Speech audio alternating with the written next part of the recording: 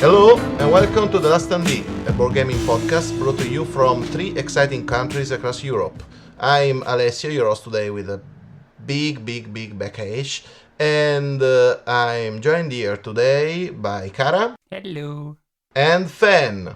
Ahoy hoy. Yeah, we will talk about a lot of stuff. We will make ourselves forgiven for missing on last December, so there is a lot to do, and we'll start with the Standee Catch-up. So, how are you doing, Cara? It's the weekend! Yes! Yeah, almost, and don't timestamp stuff. You can timestamp the day, it's just... Yeah. I mean, I'm going to date things when I talk about what's happened, so... Yeah. Yeah, I think it's okay to tell people that we are recording this on a Friday afternoon. Yeah, you just have to listen on a Friday afternoon. So, come on. Oh, right. Oh, yeah. So, in case you're hearing this on a Monday, I'm terribly sorry. I'm sure the next weekend will come. Probably. Eventually, probably. I'm not that sure, you know. Yeah, anyway, so I'm really exhausted. Work is work, and students are students. So yeah, apart from that, I played a game which I will talk about later. And last week I played Warhammer 40k. With someone here in this more or less local community who also is a beginner, and it was really nice because in the few games I've played before, it was against people who are well versed in the game. It was a little bit exhausting, not because they are so good and I suck, but because it was hard for me to really grasp everything because it was so clear for them, so they just glanced over details and whatnot. And this time we both were like, we don't know how this works, so let's go step by step. And the sluggish game. Yeah, I mean, we played for like 4 hours and managed to play the first 2 turns of the game. So for those who don't know, a game of Warhammer 40k is played over 5 turns, I believe. We haven't gotten to that part yet. Oh, last time I played, it was 4 to 6 turns. So I think second or third edition. So I think it has been a lot of time. Yeah. So we it was fun. I had a good time, and I also played some Ark Nova on Board Game Geek. Oh, I'm sorry for you. Board Game Arena. I mean, not Board Game Geek. You can't play games on Board Game Geek, which is no. I mean, you can play by forum. Yeah. Well, you see the distinct differences. Board game dorks play, and board game geeks just get them and put them on the shelf. And maybe not even open them. So it's about collecting rather than... That's subtle. That's hitting deep. For a long time, I took pride in that whenever I get a game, I immediately unbox it. I don't have games in shrink wrap at home. But they are still unplayed.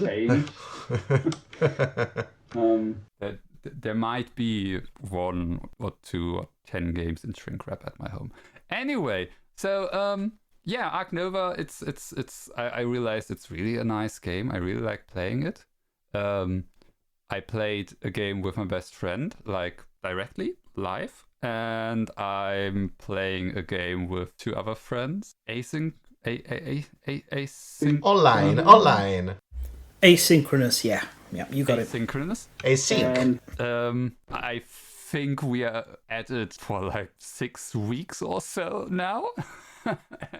Yeah, never give time. Still far from the end, and it's interesting. It's an interesting experience to drag out a game for this long. So yeah, looking forward to my next turn. Yeah. So that's basically it. What about you, Fen? Well, the reason I was saying it's going to get dated regardless is, most of what's been happening is being snowed in. Yeah, that's cool. Which, or so, not cool. I don't know. Most of Europe, with like the exception of some places, have been hit quite hard with the snow. I don't know how bad it's been in your neck of the woods, Cara. I assume, Alessio, you still don't know what snow is. No, not at all. Not these days. Yeah. Well, we dodged a lot of it until this week, end of last week, and it's... Pam can't go outside unless we clear because the snow's higher than her head. Yeah, and like there's just the top portions of our fences visible. There's only like 2 households that are occupied all the time on our street because the others are owned by holiday people. So we've had to split the cost of getting the thing ploughed. But the best part is last night all the snow shifted off our roof and I cannot open the back door. Oh, snowed in, really? Yeah, we can get out the front. We did all that clearing, but we also had to dig not 1 but 2 cars free before everything got properly ploughed out. So yeah, it's been pretty awful. It's so bad that deliveries are still happening. But that's not the bad part. The bad part is I can't do anything with the stuff when it arrives and I've unboxed it. So I think if I just put it in... Yeah, here we go. This is what I'm sat next to right now. I'm just going to vaguely describe it. That's Grimcoven and some Shadows and Brimstone stuff and some Dune Imperium stuff. They don't look in a good shape. This is just the boxes. Yeah, the shape. Yeah. This all should be recycled by now. It's been in here for too long. So that's been a bit of a problem. They're still managing to get stuff delivered, but we can't get out to recycle. So there's a gradual that like this is not where I primarily put these boxes. They would go in a recycling section, which we keep under the stairs, but there's no room there. Oh yeah, so the problem is the volume of the trash. Well, yeah, the volume of all of the packaging piling up, and on top of that, when Grimcoven arrived, I'll talk probably a little bit about it in a short moment. It was I just couldn't play it because the insert was cracked and absolutely terrible. So I had to order an insert, which means I've thrown out all of the old plastic from that, and that's what the big purple pinky bag is. That's just Grimcoven. They picked such a bad name for the game. I keep wanting to call it Gloomcoven or Grimhaven. It's like,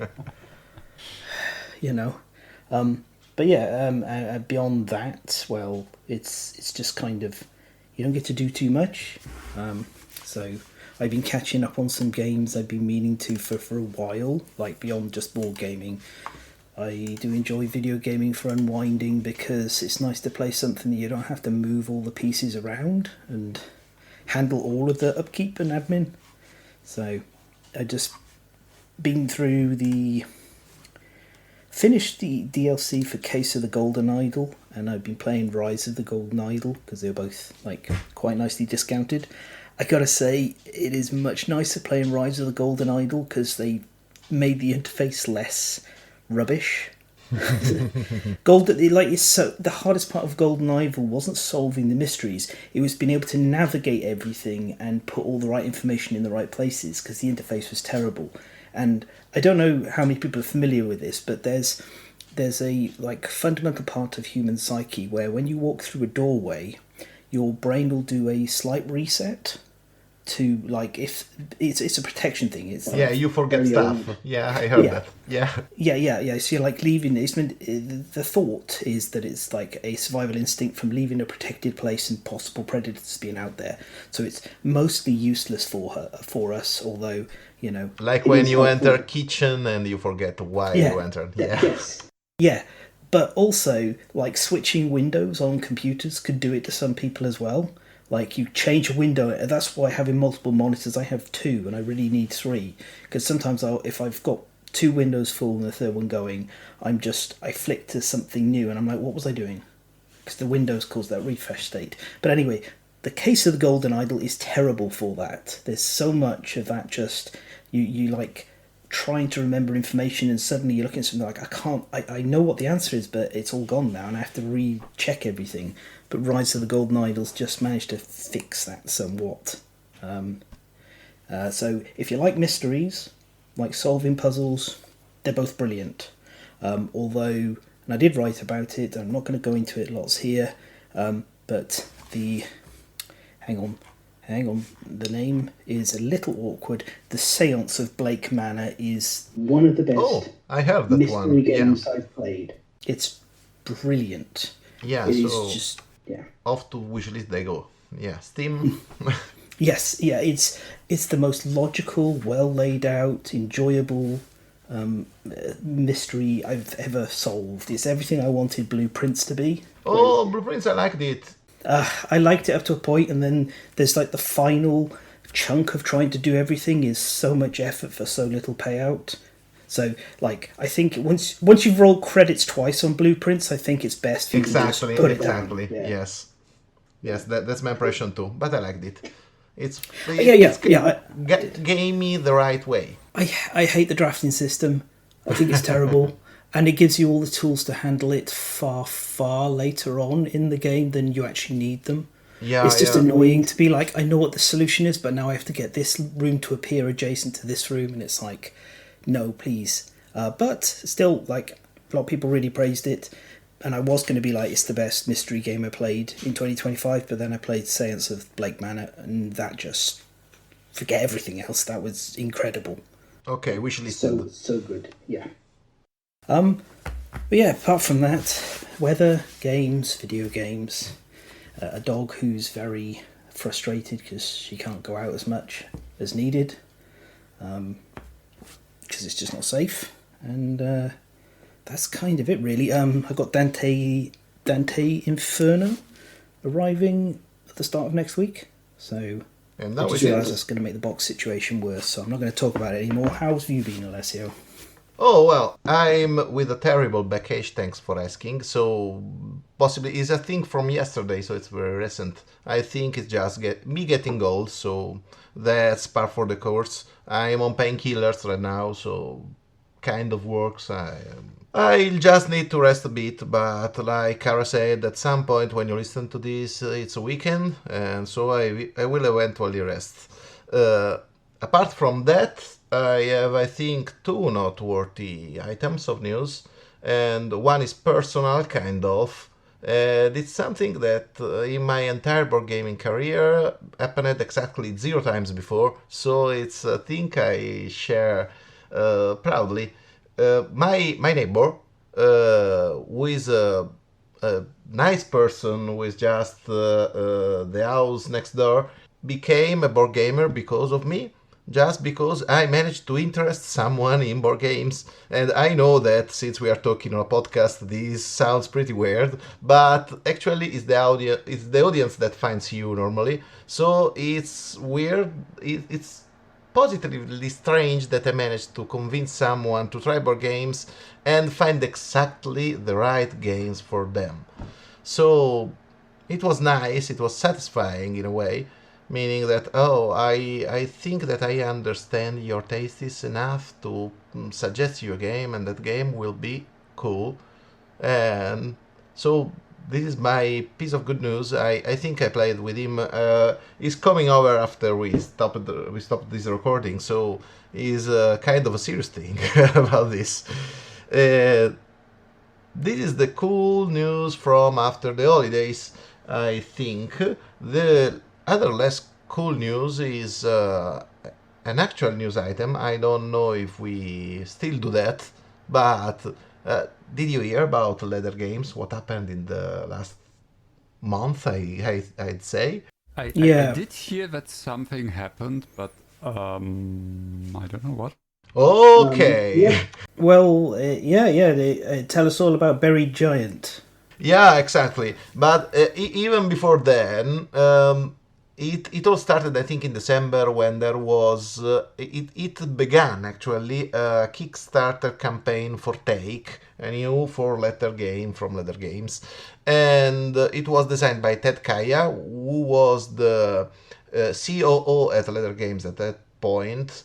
And he just resigned, got a better offer, and went away in an amicable way. So they split ways, the Kickstarter was cancelled, the game found another way of publishing. I don't know the state of the game yet, but that's it.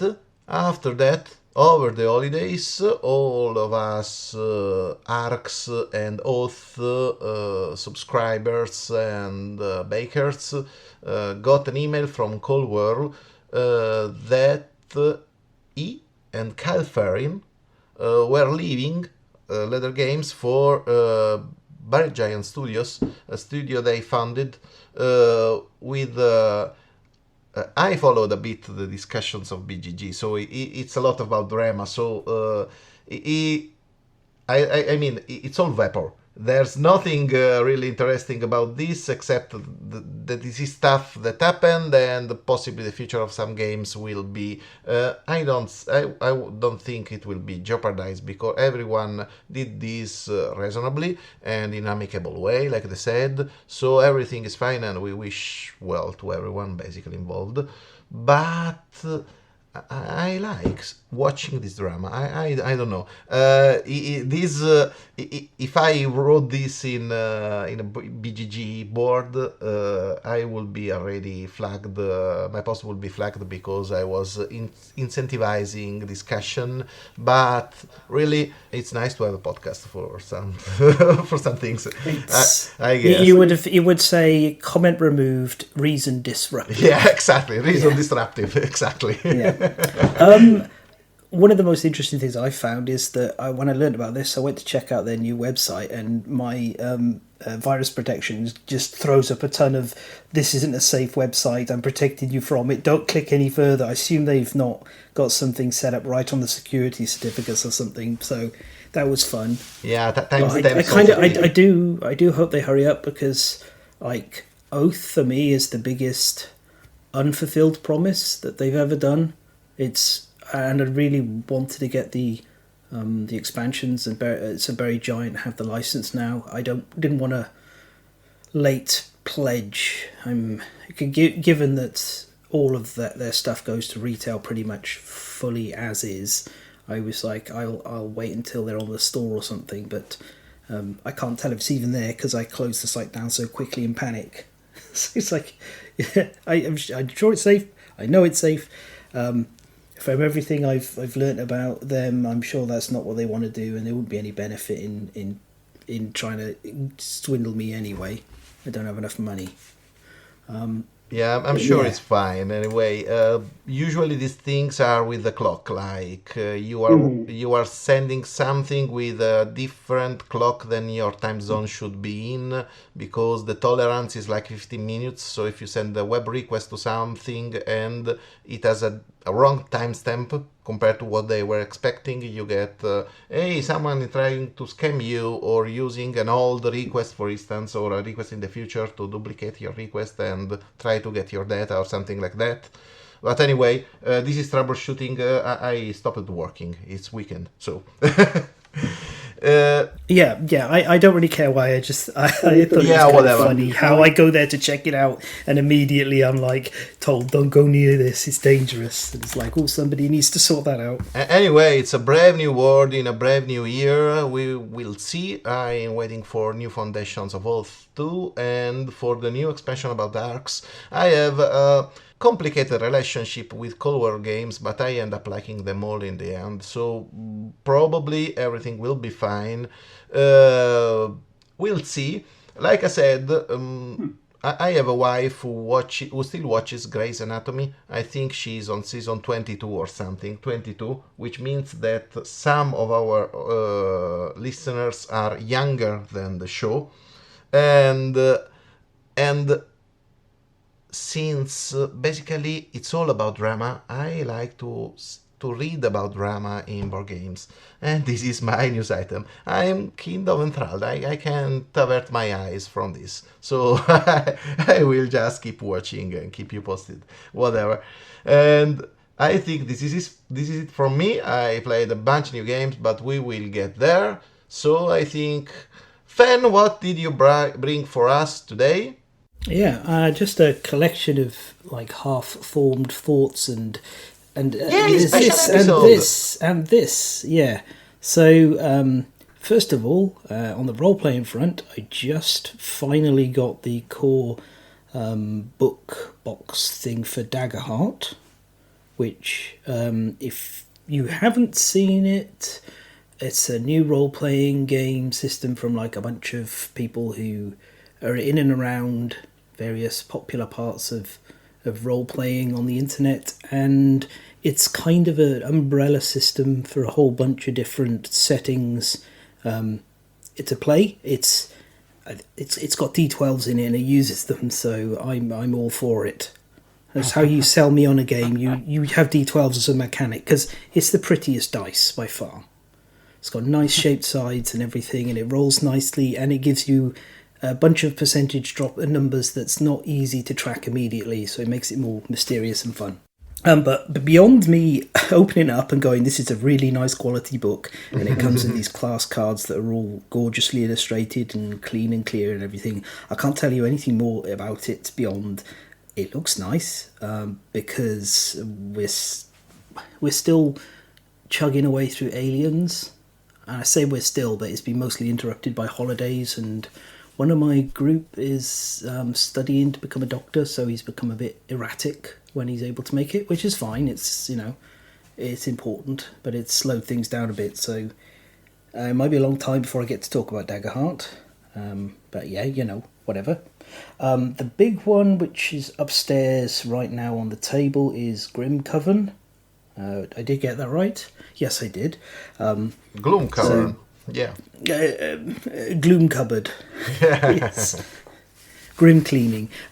It's the boss battler from Awaken Realms, and you could describe it as if they took mechanics from ISS Vanguard and mashed them together with a vague Bloodborne-esque style thematic and boss battling against miniatures. Which isn't bad.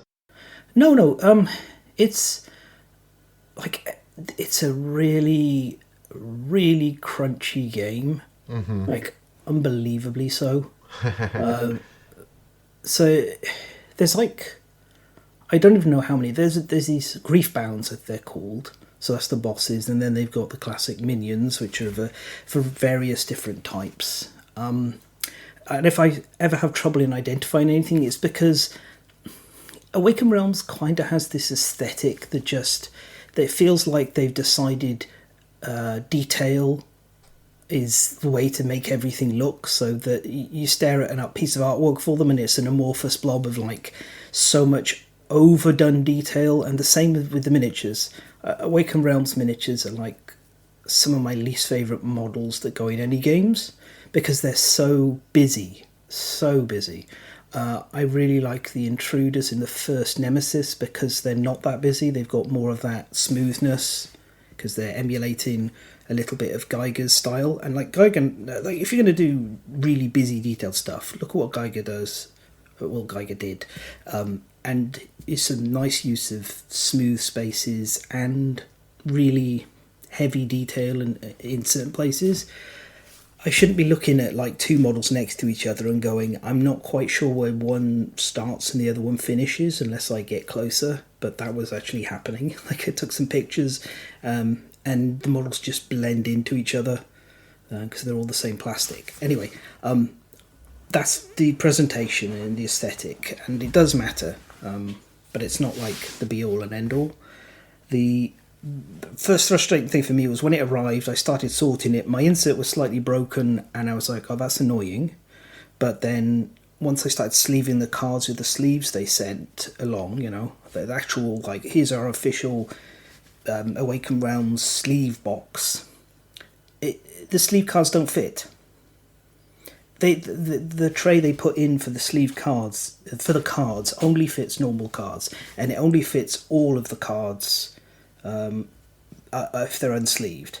And then you've got the extra sleeve box, which is wide enough for sleeved cards, but it's not got enough volume. If you're going to create a box of sleeve cards, you've got to take into account the fact that the sleeves make the cards thicker and wider. And they just hadn't done that at all. Primal is a great example of doing it right. Their sleeves box it held all the sleeves, but it had all the volume for all the cards. They went, how big does this need to be to fit all the cards? And they did it, and they nailed it.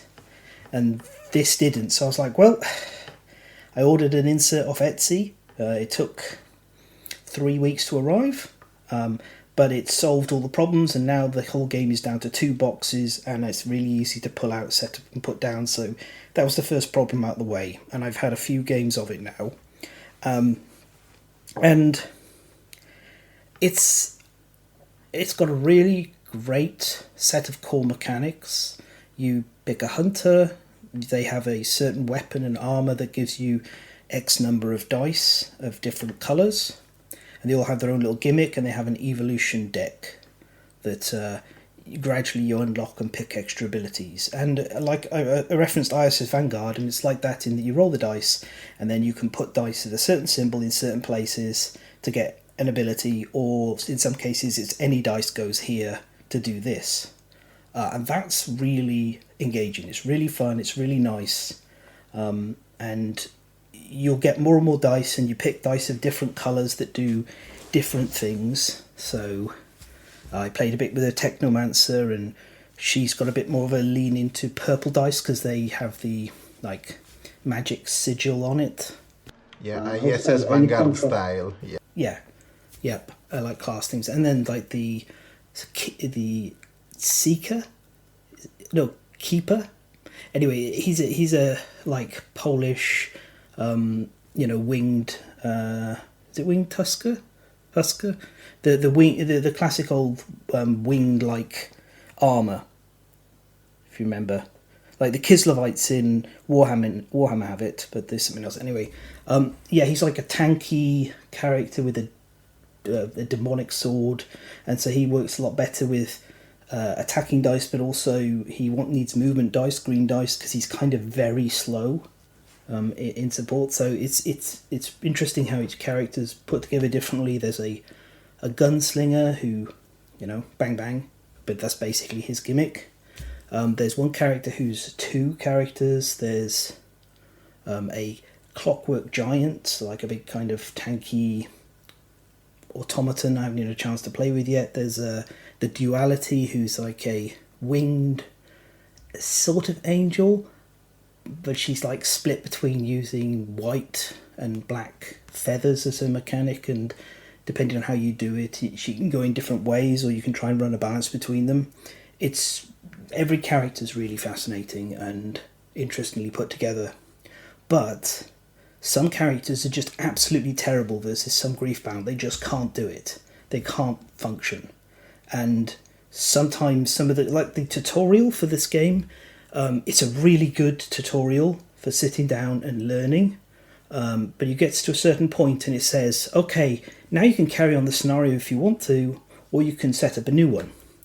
The tutorial's against a Griefbound called the Undead General, who generally is considered to be one of the hardest in the entire game, and it's a two hunter tutorial, which is also, that's the hardest number to play at, and you've got the gunslinger and the duality in this, and they're both not super great at handling minions if they don't get the right evolutions. Duality has a little bit.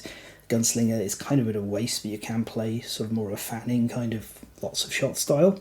But essentially, you get to the end of the tutorial and they should be telling you, okay, now pack it up, because you're just going to get wrecked. If you try and play on from the tutorial, you are donezo. It is so hard.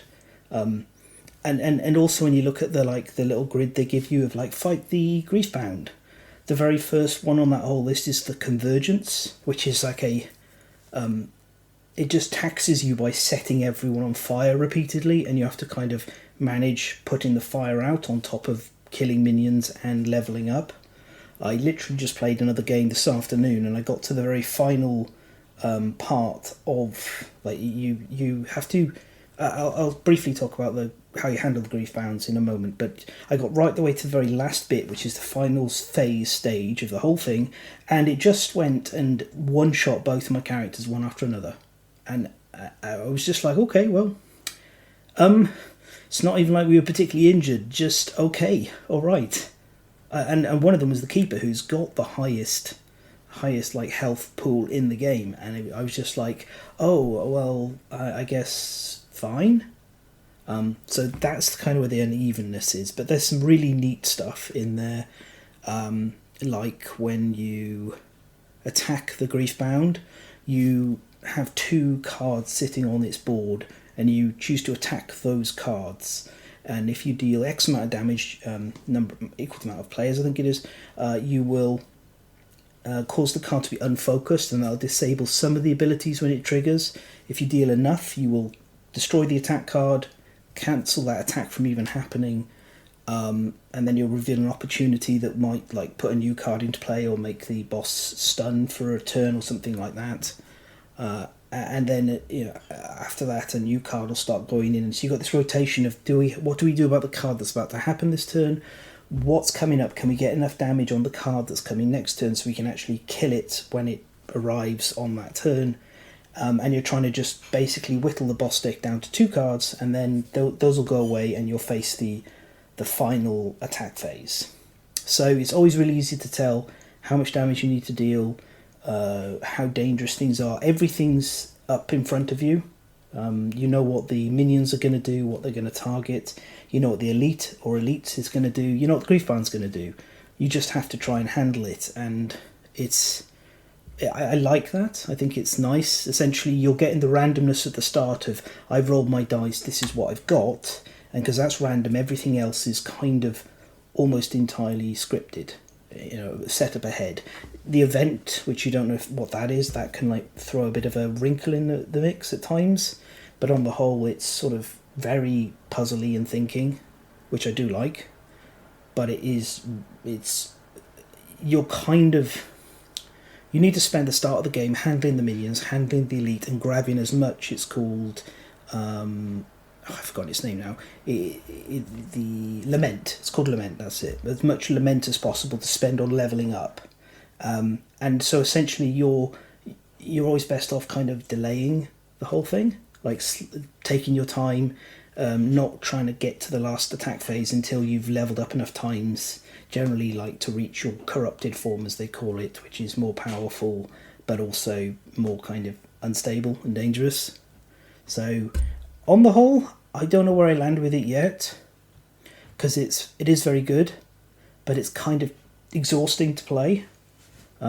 They're the solo, they give you a deputy mode. I took one look at it and I was like, what's the point in playing with a deputy? I may as well just play with 2 full characters, because this deputy isn't simplifying things enough and isn't providing enough. It's not like Oathsworn where you can complete the whole campaign with just 4 simple characters. They're that balanced.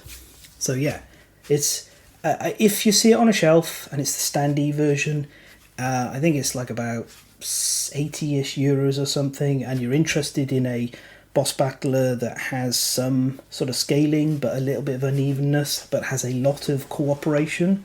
Like, I didn't even really get into it. You can provide, like, you can place a dice in an assist slot, and then that gives this little assist token to someone else, and then they can use it as a duplicate of one of their dice to unlock the more powerful moves they have. It's got a lot of interplay, a lot of tactics, a lot of thinking ahead and cooperating. I know that Trent Big Dino listed as one of his games of the year last year, and I can see why. I don't know if I'm going to list it as a game of the year for me, but I do think there's a lot here that's really good, and it uses hexes and d12s, so that's all really good. There's a lot to love. Yeah, there is. If it sounds interesting to you and you don't mind, there's a fair bit of a learning curve, and you kind of have to pace yourself through, and you're looking at, like, if you play 4 players, probably a 4-hour game, unless you play their quick mode where you essentially start the game halfway through the fight. It's nice that they introduced that. I don't know if it's any good or not, because I've not played with it.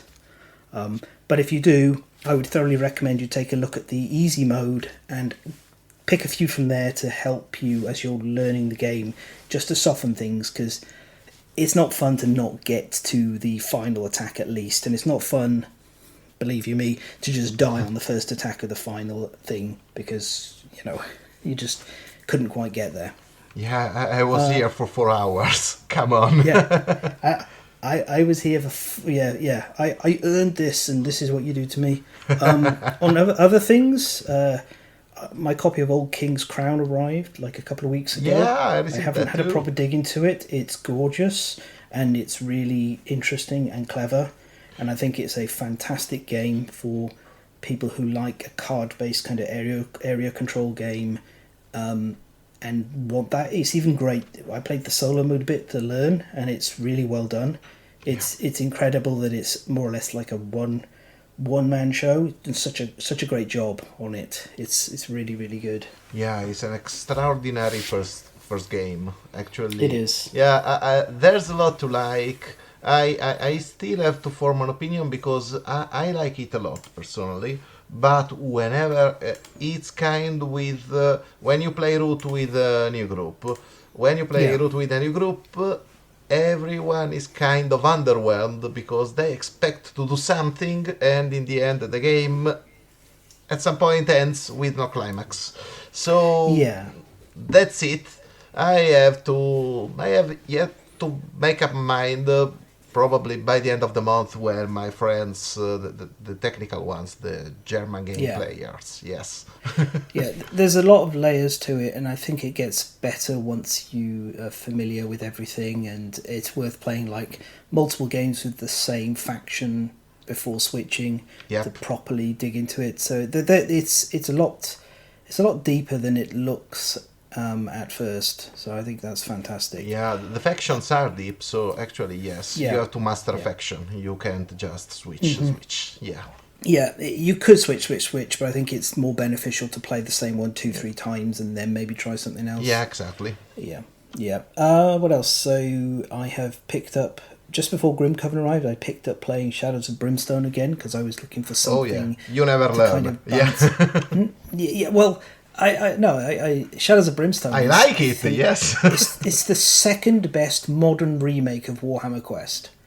Yeah. The best one's Darklight Memento Mori, which is impossible to get, but Shadows of Brimstone, I love Deadlands, I love that, so I've gone back into playing some of that, and that's been enjoyable as like a lighter kind of palette cleanser, so a palette cleanser when after playing like Kingdoms Forlorn or Kingdom Death, both of which can get very technical at times. So it's been fun to just take 3 heroes out and shoot some spiders and tentacles and stuff. So I haven't talked about it in a full, mostly because it took me a long time to get it again because I owned it originally, and when I moved I left it with my brother and apparently it disappeared. So I don't know what happened there, so eventually I got replacements, but yeah. Ashes Ascendancy, that's the latest version of Ashes. Ashes of the... what's it called? What's the full thing called? Ashes... Rise of the Phoenixborn. It was yes. Ashes Reborn, and now it's called Ashes Ascending. Yeah, it was a game you were talking about a few years ago, yes. Yeah. I have talked about it a while ago. The newest version is a new core set with like a fresh start, and everything before it is available, unlike print to demand, which is, I think, a good solution.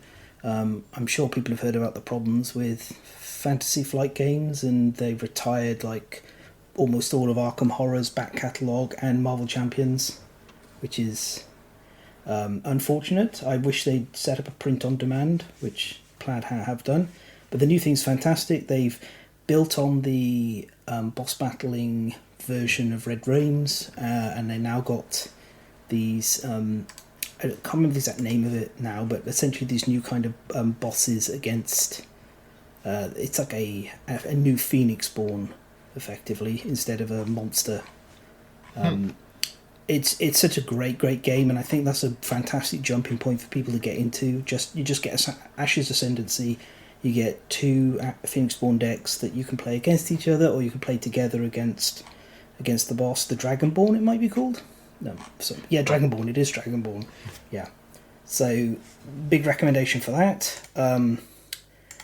I will be talking about the board game Tenby in the future, which is based on the Welsh town of Tenby, which is a gorgeous place. If you visit the UK, you should try and carve out a couple of days to visit Tenby and wander through Wales. But Tenby is really nice. It reminds me of Santa Maria, so I'll talk about it in the future when it arrives. The last thing is that literally 2 days ago, the expansion for the Plum Island Horror arrived. It's called More of a Bad Thing. I think I talked about the Plum Island. Yeah, on you the talked about podcast. that. Yeah. You liked it. Yeah. It's great. It's managed to do the same thing that Day of the Z. Is it Day of the Z? I really can't help about that because I didn't Dawn play. of the Zeds. Yeah, Dawn of the Z. It may be Dawn of the Z. Yeah, Dawn of the Z. Yeah, Dawn of the Zeds is a game, Yeah. but I can't help it because I didn't play them. Well, So but Dawn of the Zeds is a tower defense game that I actually like. yeah, it's Dawn of the I hate Zeds. that's it. Yes. Yes. And then Plum Island Horror is a lane defense game that I actually like, and this new expansion's added some new factions, including a circus with a clown car, which is fantastic, and some a lot more difficulty modifiers and things. So it's like the expansions for Dawn of the Zeds, in that it's just adding more and making it more difficult if you want. So that's arrived, and finally, I'm not going to talk about it at all, but I got Dune Imperium Bloodlines. I've just combined it into Dune Imperium rather than bothering getting Uprising. And I spent some time yesterday amalgamating everything and getting rid of all of the Imperium cards that are rubbish. So now it's just all hits. Every time you look at the shopping, you're like, I want all of these, and that's been so much more fun. So yeah, that's my catch up on various different things, and I'm going to stop now. The new catch-up. Okay, thank you, Fen. So, I guess that we can go on with Cara. Do you feel ready to talk about... Yeah, totally. That was your finest segue yet. Yes. Yeah, wait, no, I won't do a Lady Gaga impression here, but let's please talk you about dark romance. Yes. Of course, everyone here loves dark romance. Everyone. Maybe. Bad romance. I'm not sure. Yeah. I'm not sure I actually read any dark romance. I've heard that dark romance is pretty big on Book Talk. I have no idea what Book Talk is. I'm old. So anyway, Before I just want to interrupt you, just say, how disappointing is it that they call it Book Talk instead of Book Bok? It was right there. It was right there, and they call yeah.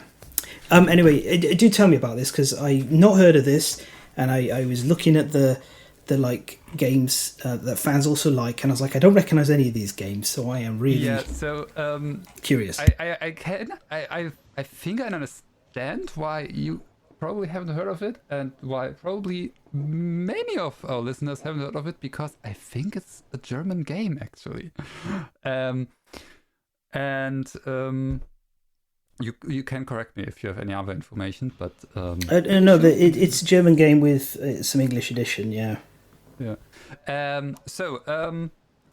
Background: why am I talking about this game? My best friend had her birthday in December, and a friend of hers from university gifted her this game, and she thinks her friend is crazy because the deluxe edition she got is like 70 euros, and it's like, we are just friends. Why are you gifting me a 70 euro game? But yeah, yay for friends with too much money, and yeah. The best kind of friends. Yeah. Yes. So she tried it out with her boyfriend, and it didn't particularly click for them, and she felt bad because she got this very expensive gift and they didn't really get into it, and so she was thinking about what is she gonna do. Is she like talking to her friend like, hey, maybe maybe you want it, and or is she giving it another try? And I said, hey, my partner and I, we are spending Christmas and New Year's together, so if she's okay with it, we could borrow it and we could try it and see how we like it. And so we did. So we played it a couple of times, and did like it? Is this a Cara review? Yes, but it's complicated. Yeah. So what is this game?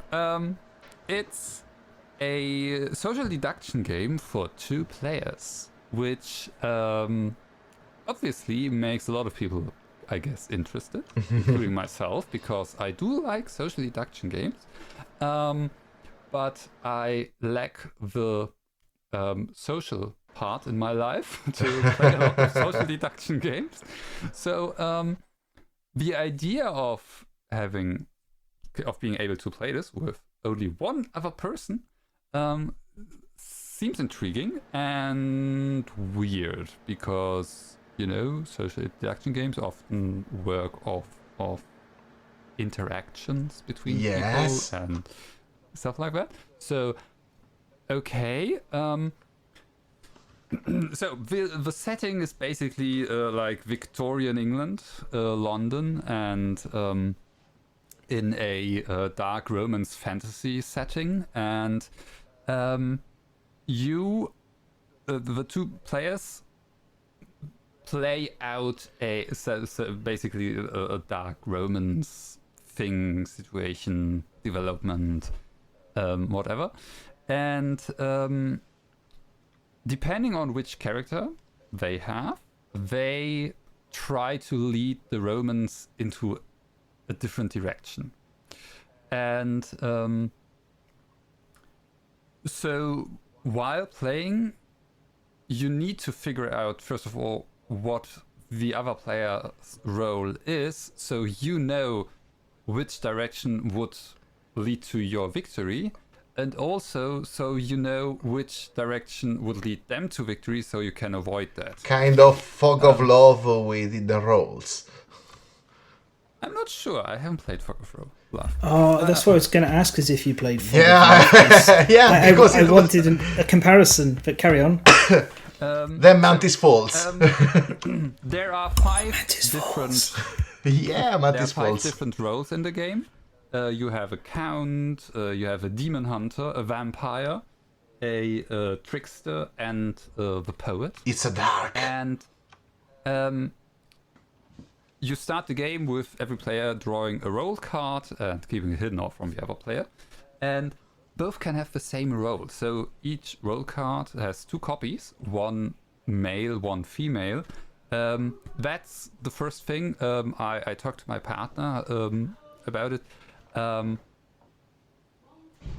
They are non-binary, but they go by he/him pronouns, and they didn't like it when they got a female role card. And I had this idea before one game we played that, we could just, we take that 5 male role cards, shuffle them, you draw one, then I shuffle the female ones in, and but then I figured out, okay, wait, but if then I draw a male role card, I know that you won't have that role, so I have more information then. So yeah, it doesn't work. So if having a male or female role is something that's important for you, it doesn't really work here.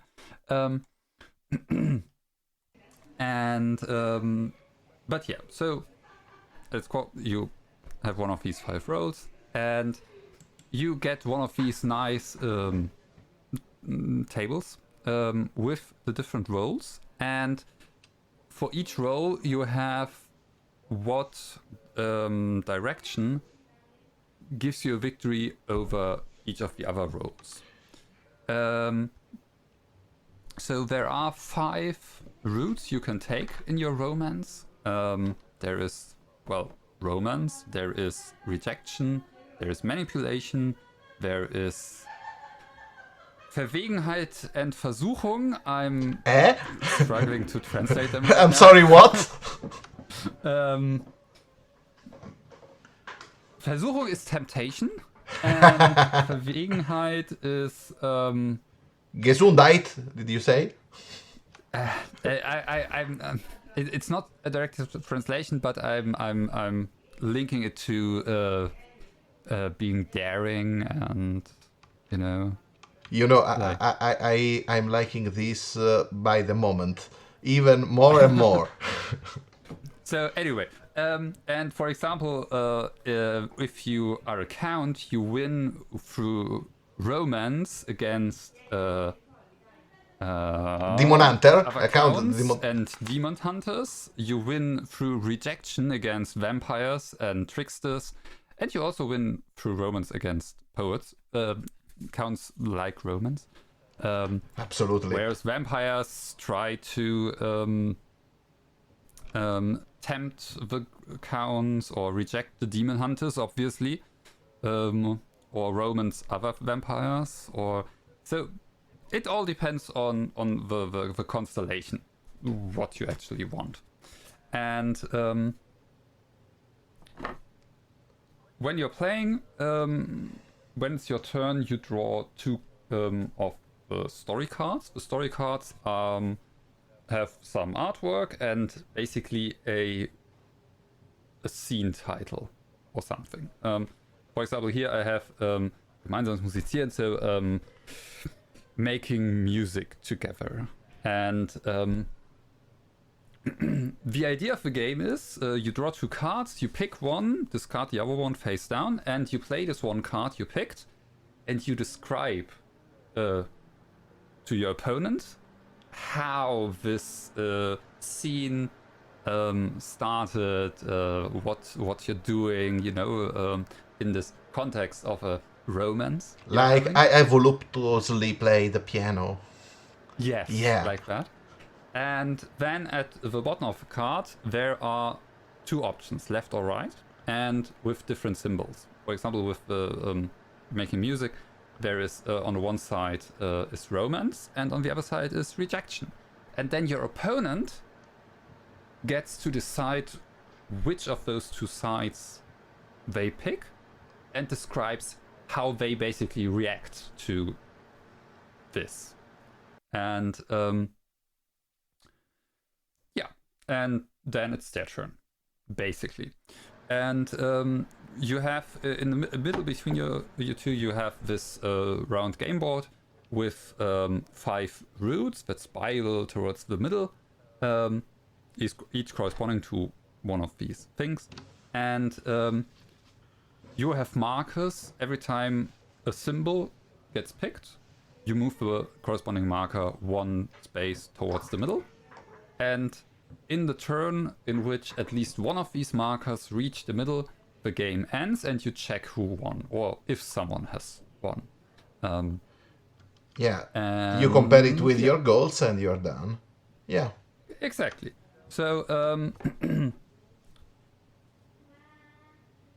the deduction part is basically you have different cards on your hand. You have 2 cards to choose from. Obviously, you want to play cards with symbols on them that your character needs.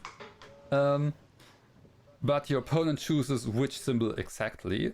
So you also can play cards that have 2 options that you don't need, but maybe you're thinking, I think they are this character, so I'm pretty sure if they are this character, they would pick this symbol, so I play this card. And they can bluff if they think that you are up to something or something like that. Yeah. Yeah, exactly. Or you can play something that gives the impression that you're a different role. Against Sean Clever. Yeah.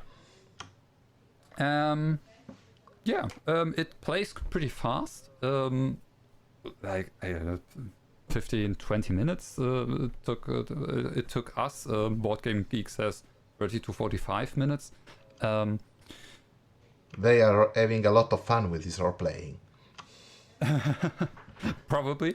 I mean, we did also have a lot of fun. I should add, both my partner and I are asexual and probably also aromantic. So describing steamy scenes isn't really our forte. Yeah. But we had a lot of fun, like describing these really over-the-top, weird situations and then reacting to them pretty flat, like rejection. Like like a blindfolded taste testing session or whatever, and then it would be nice if you remembered that I'm allergic towards peanuts, and so it's we had a lot of fun, and but I'm pretty sure my best friend and her boyfriend, that was a part where they really struggled. like from the mechanics, it's. I don't think you can do social deduction for 2 players any better. Yeah? There's Mantis Falls. Mantis I don't know. Yeah. The scale for these games is Fog of War at the bottom end. It's Inhuman Conditions at the top. That's the best one. Have you played or heard of Inhuman Conditions at all? No, I didn't. I heard of it. Yeah, it's 2 players. And it's taking the Void Comp test, I think it's called, whatever, the Blade Runner test of whether someone's a replicant or not.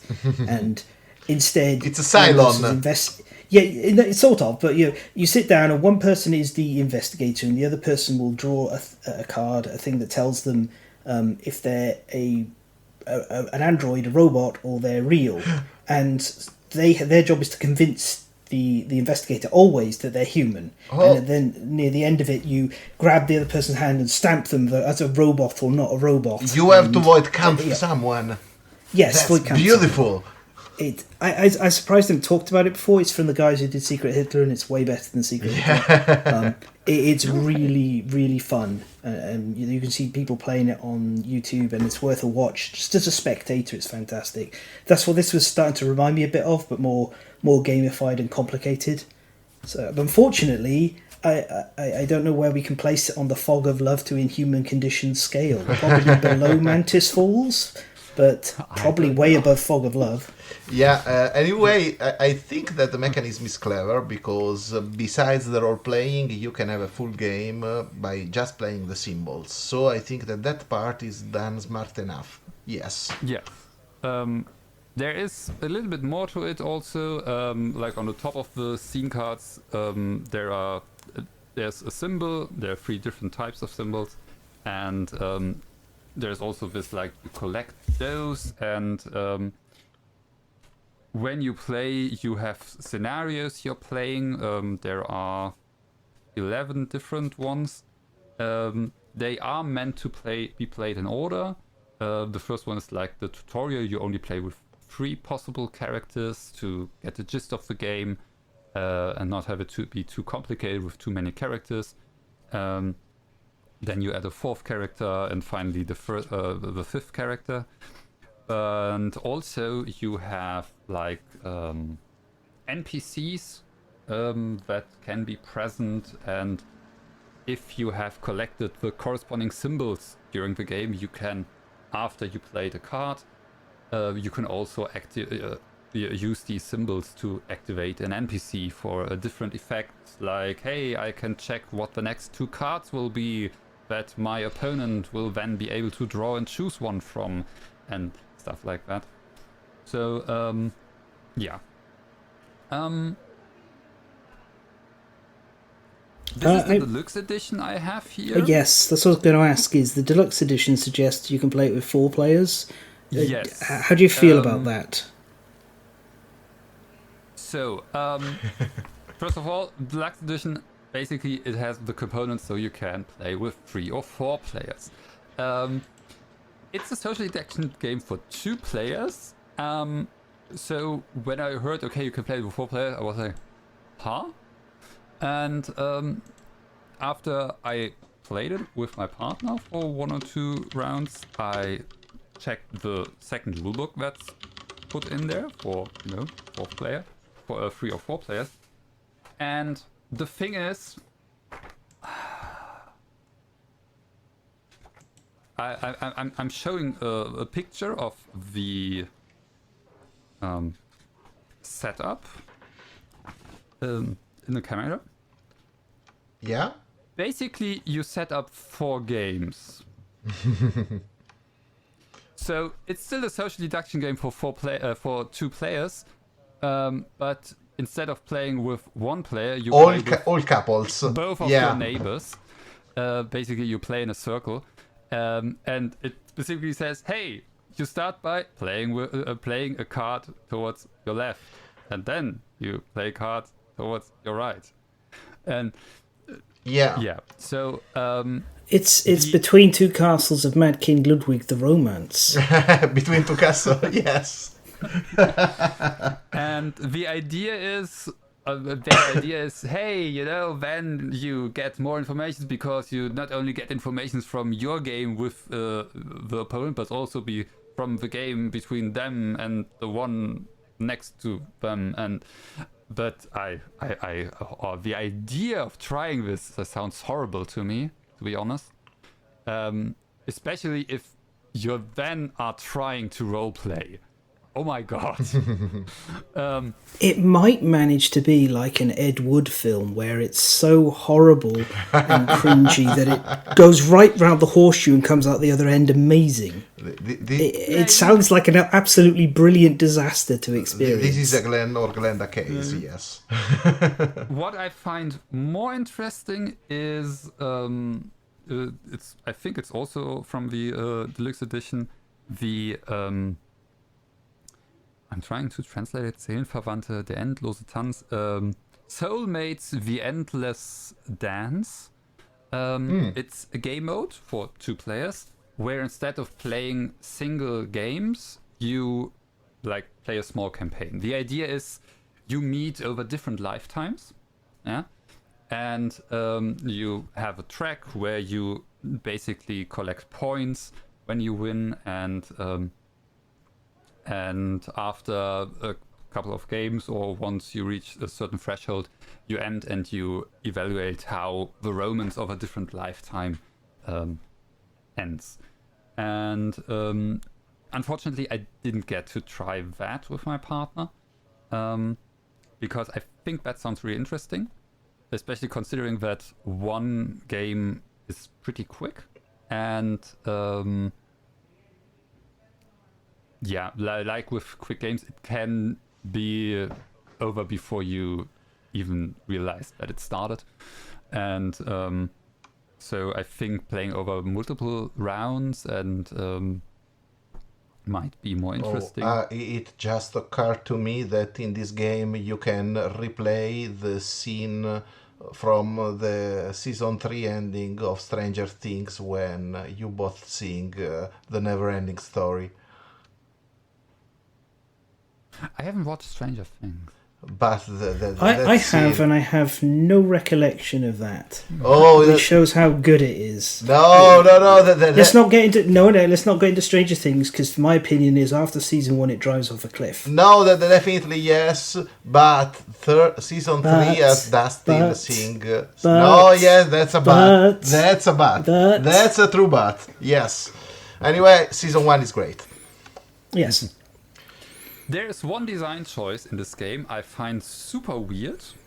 There is this tablet with, the routes you need to win for each character and the configurations. If you look closely, you notice that, yes, you have basically rows for each character, but in the columns, it doesn't say against which character. The podcast is the best medium to do this. I know. It's a dark romance. You're meant to use your imagination. So it's spicier if you can't see it. Look closely. I'm sitting in your living room or wherever you're listening to this podcast, and I'm holding a rectangular cardboard piece in front of you. Let's narrow our audience a bit more. Let's thin our listeners. Yeah. So, in itself, this doesn't make a lot of sense, but there is a second piece of that's basically supposed to go under it. There is an additional line. Yes. Why isn't it one piece of cardboard? Because it's not romantic unless you're mashing 2 pieces of cardboard together. It's not supple enough. That would be a more acceptable explanation. It gets heavy all the hot and flustered cardboard clashing. The actual reason is so you can move it up and down to, have it fit the role you're interested in right now.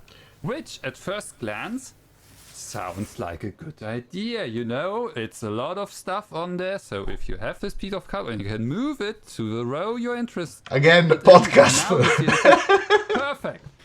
But the rulebook itself points out that while playing and checking this table, you should not be too obvious so your opponent doesn't get any hints on which row interests you. So they shouldn't look at you, so you shouldn't use that. So you should memorize the extra piece of cardboard instead. But even then... Put it beneath it and be able to read a row. Yeah. It's a table. It's not. I know. I was going to say, it sounds like somebody who looked at a table and went, "You know what would be better if we had a table, but we sliced off one of the two axes so people didn't know what that was." Yeah. So that's mysterious. It's part of the social deduction. Yeah. Apart from that, it's another entry in the games that are designed as books. It's a book talk. The edition comes in a book box. Yeah. A book book. Book book. Like Blood on the Clock Tower.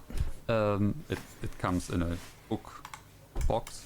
The deluxe edition, I think the normal edition not. Now the important question, do I think it's worth 70 euros? No. No. What about the exclusively two-player version, which one would assume is cheaper? Yes, I checked that it's at 40 euros, though on a big German online store you can get it for 34 euros right now.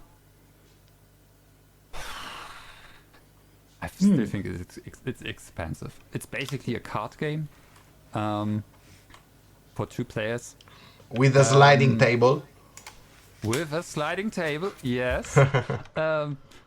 I wouldn't buy it for that much money. Yeah, this is a Cara review. If you are really into dark romance stories and the idea of, playing this and telling each other seductive and lewd stories excites you, sure, I guess then 40 euros might be worth it.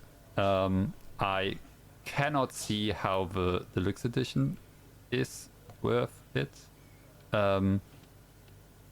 Assuming this like campaign part thing is strictly part of the deluxe edition, maybe you can find someone with the deluxe edition and ask them to send you pictures of the rules and just yeah. Okay. It's Fun Tales, It's isn't it? Maybe recommend. Published? Is it Fun Tales publishing it? Yes. Okay, yeah. So that's a big plus, because Fun Tales, not only did they do, I think, the German version of Blood on the Clock Tower, they also did Feed the Kraken, which is very good. And if you want pirates romantically throwing each other to a kraken, then that's there. But also they did Glenmore 2, which I keep meaning to talk about. Oh, Glenmore 2, yes. Glenmore 2 is incredibly good. Yeah. So I'm still interested. I've actually got I'm sliding the tabs around for the various two-player deduction games, and I'm trying to figure out where it'll go. I think it's getting republished. Yeah, it went out of print. I think in Italian it has been 6 or 7 years that nobody gets. We're talking about different games now. Which game are you talking about? No, Glenmore 2. Oh yeah, no. Yeah. I wasn't talking about Glenmore 2. I'm trying to fit Dark Romance in. Yeah. I think it has to stay below Mantis Falls for now. Yeah. But it's definitely ahead of Fog of Love, which it doesn't have that legacy element, except for one element where you can play two lovers fated to die, and then they can come back in the future and possess future characters. So one part also, the different scenarios, each scenario has a story, and we didn't get it.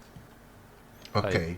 I mean, so, the first scenario is basically Dracula, it talks about, hey, your translating from German. Fiance, as your fiance is like a lawyer and traveled through to Transylvania and to help a count with the purchase of some estate there, and or something, and then he returned and talked about dark powers and wants to basically join with some doctor to hunt demons, and then it says, but you've already fallen for the mysterious count. And so yeah, it's Dracula. Yes. But then you play, and so okay, none of us was a vampire. There's no Dracula. There's no count. There's no vampire. So what had the story to do with what we just played? It's weird. You know, we should do this more often. I like these reviews. Now, Yeah. I you know what, Cara, you should sort out playing and reviewing Dream Crush sometime. yeah. Eventually, we will get an episode of just Cara reviews, because it's I just want to do an episode where we review various different dating games. again the sexy episodes games. It's like that. I can play dating game. Yeah.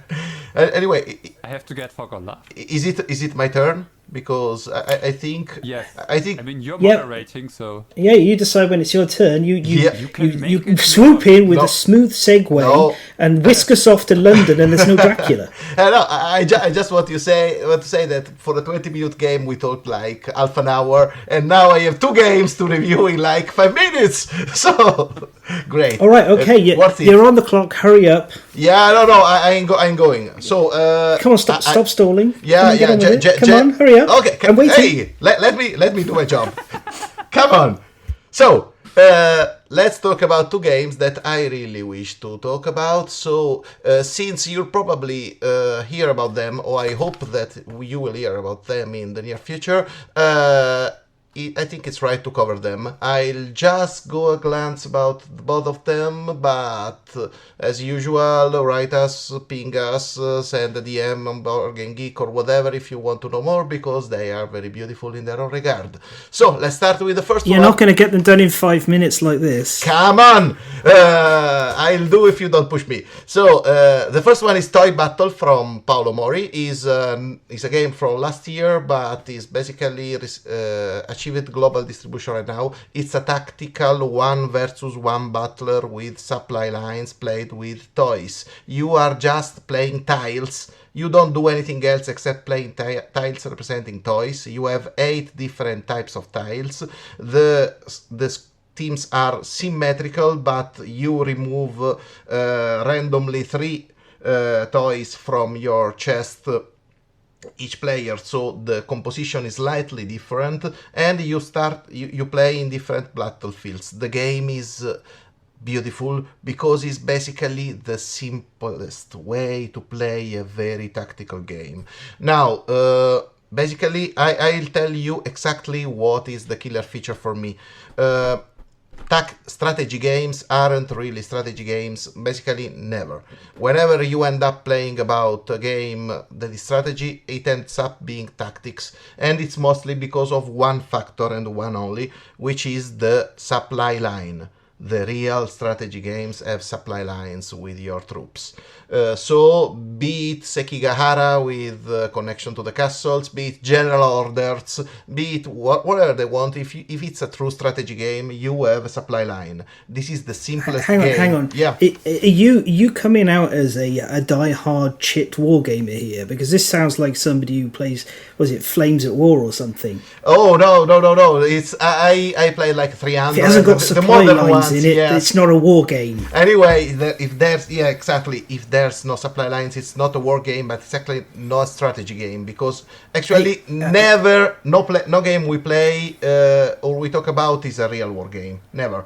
Every war game with orcs in it is a real war game, because orcs don't need supply lines. They just eat everything on the way. Anyway, just to not detour from my review, I wish you stopped detouring. This is the simplest game that features supply lines, and it's a blast to play. You can teach it in 3 minutes and play it everywhere with whoever, and it's easy to read, it's easy to understand, and everything that does all the difference is how you play your tiles. You have an equal chance of playing.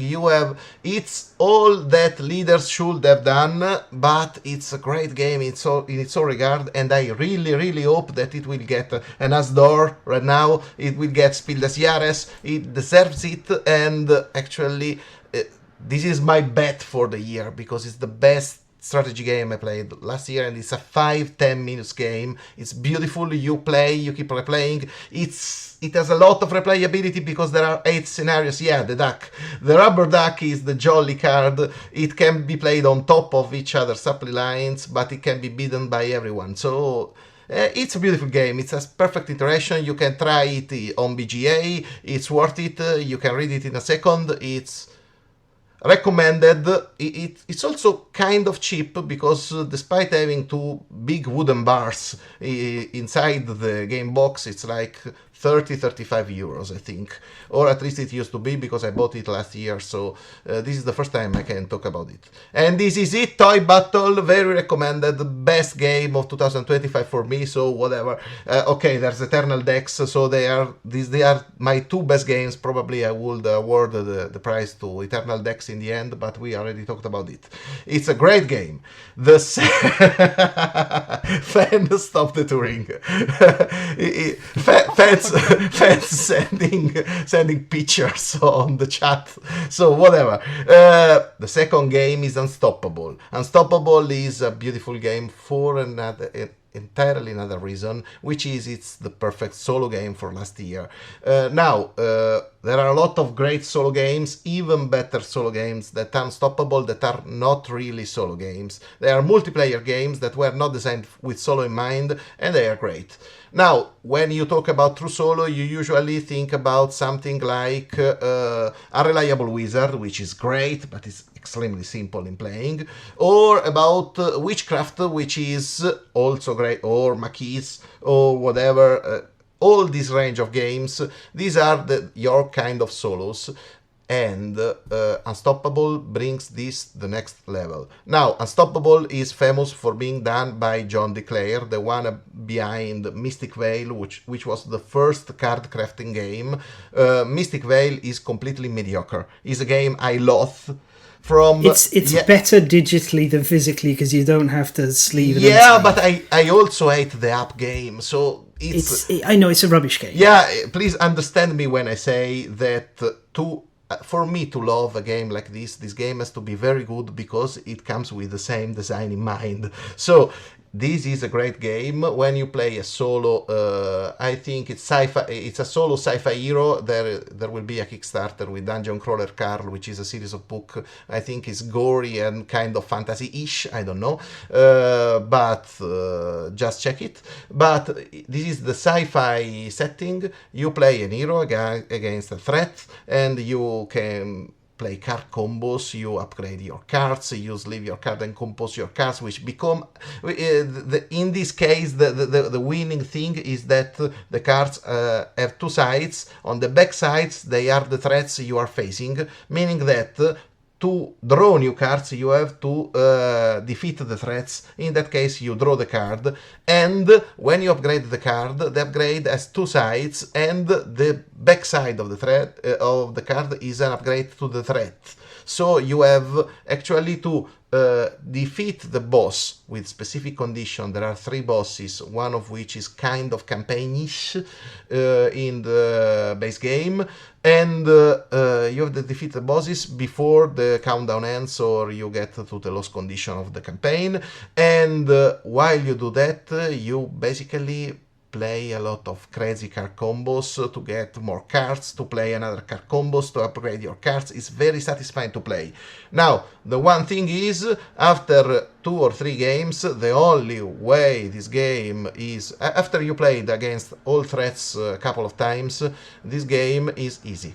So it's a challenge on expert mode, but expert is like 2 times hard, so it's a bit leaning on the easy side, but it already has an expansion which is not worth it at the moment because it's just another playable character, but the real deal in this game are the threats, the opponents, so we need to wait for those expansions. But new content is on the way. There will be a theme about Dungeon Crawler Carl soonish. So there is a lot going for it, and this game got a lot of fame at the end of last year because it was actually a lot advertised by One Player Guild. That's the way I learned about it. It's from Renegade Game Studios. It's a good game. Really recommended. Just don't... let's say like this. The game should cost about 60 euros or dollars, and that's fine. Any more than that probably is not worth it because it has counted the number of plays at least until a few more expansions are released. Once they're done, probably this will be... for 60 euros you get Marvel Champions. Marvel Champions is a great game which is perfectly soloable and is infinitely replayable at every time. And we just claw a rhino. Yeah, you can play forever. I gotta disagree with you on Marvel Champions. You really once you got a ton of extra stuff for it, it really does keep going. But it's got 5 heroes, but really it's only got 4 heroes, and it's got 3 bosses, but really one of them's a tutorial boss who's terrible to play against solo because he'll threat you out. Which is I think I keep playing against Claw, and it's lasts for forever. Claw's the best. Yeah. Claw's the best of the scenarios by a long way in there, but it is just very much anyway, I think Unstoppable, which I do have, has more going for it. Yeah, I hope that as a one-off, it's got more replayability. Yeah, than the pure box of the. Yeah, but I think the new Marvel box might be better when we see it. Yeah, I say this because Marvel Champions, you get a new hero and you can replay basically everything, and feels different if the hero is the right one. You can get a new villain, and you can play it with all your heroes and see how your decks fare against that. So Marvel Champions has a lot more about this that at this moment Unstoppable doesn't have. Of course, once more stuff is developed for Unstoppable, I think there's a lot of potential for this game because it's really fun. When you start making your card combos, drawing and playing and drawing and playing and activating threats and effects and whatever, it is extremely satisfying. It is satisfying in a calculated way that even Kingdom Death Monster, which has its own satisfying moment soaked in a world of frustration, can't get because it's all calculated. It triggers exactly that pleasure center in your brain whenever you had a good plan and that comes together, like Hannibal from the A-Team says. So, this is it. Unstoppable, recommended, I like it, but don't pay too much for it because there will be content and that will be the time to play it. Don't burn it before that. This is it. Yeah, I mean, and you've got to I do think it's an incredibly good base. I think it's a immensely fun game with some great mechanics, and it does need more content. But I think it's got a lot of replayability just as the base thing, and it has my favorite expansion as well, which I'm gonna share with you. Unquackable. Unquackable. For anyone who again podcast, so nobody is looking at these pictures. Probably it will be the cover of the next episode because basically fans stopped the rubber ducky from Toy Battle on everything on Tyrant's End, I think, or Unstoppable. No, this is Unstoppable cover. So it's Unstoppable. Yeah. I would have put more in, but I couldn't filibuster you long enough to finish the remaining heads. Anyway, 15 minutes. That's all I have. That's all everyone has got, I think. So I think we are done unless you have something to add or anything. Okay, and this is it. This is all we have for today, and we have been the Last Standee. You can follow us on patreon.com/The Last Standee, or catch us up on Discord or on BGG. You can get on Spotify, catch our our podcast show there, and on that page you can find all contacts that we made public and whatever. So just get there, and until next time, we have been the Last Standee. So a goodbye from Cara. Bye. Fen. I've been horrible, haven't I?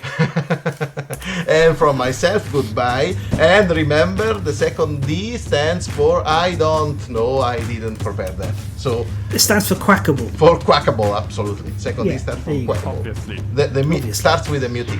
So